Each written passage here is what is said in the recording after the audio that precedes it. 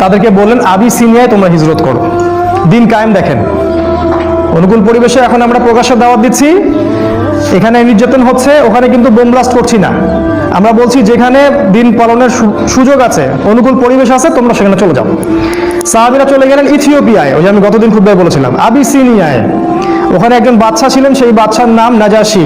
সে ছিল একজন খ্রিস্টান নাসারা। একজন খ্রিস্টান আমাদেরকে আশ্রয় দিল।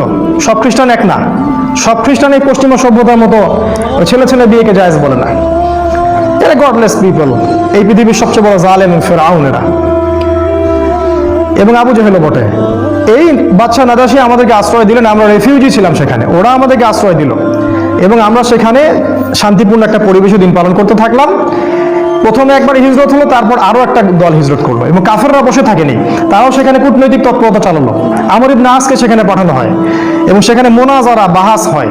সেই বাহাসে জাফর রাদিয়াল্লাহু আনহু ওই বাদশার সামনে দাঁড়িয়ে সূরা মারিয়াম তেলাওয়াত করেছিলেন। আর ওই বাদশা কিন্তু ছিল নাসারা বা খ্রিস্টান। সূরা মারিয়ামের তেলাওয়াত শুনে সেই বাদশার চোখ দিয়ে ঝরঝর করে পানি পড়তে থাকলো। তিনি বুঝতে পারলেন যে এটা আল্লাহর পক্ষ থেকে এসে। তিনি বলেছিলেন একটা কথা, এটা লোভ সামলাতে পারছেন। তিনি বলেছেন যে ইন্নাহা লাহুদান ইয়াখরুজু মিন মিশকাতিন ওয়াহিদা মা আনজালাল্লাহু আলা ঈসা ইবনে মারইয়াম ইন্নাহা লাহুদা ইয়াখরুজু মিন মিশকাতিন ওয়াহিদা, এটা বলেছেন। এই বাদশা নাজাশী বলেছিলেন যে তুমি যে তেলাওয়াত করলে শুনে মনে হচ্ছে ঈসার কাছে যেটা এসেছিল এটা সেই একই আলোক বর্তিকা থেকে এসেছে। এ তো খ্রিস্টান, এ কি এদের মতো খ্রিস্টান? এরা কি এখান থেকে হেদায়েত নেবে না? সেই বাদশা নাজাশী মুসলিমদেরকে আশ্রয় দিলেন, সেখানে আমরা থাকলাম। এক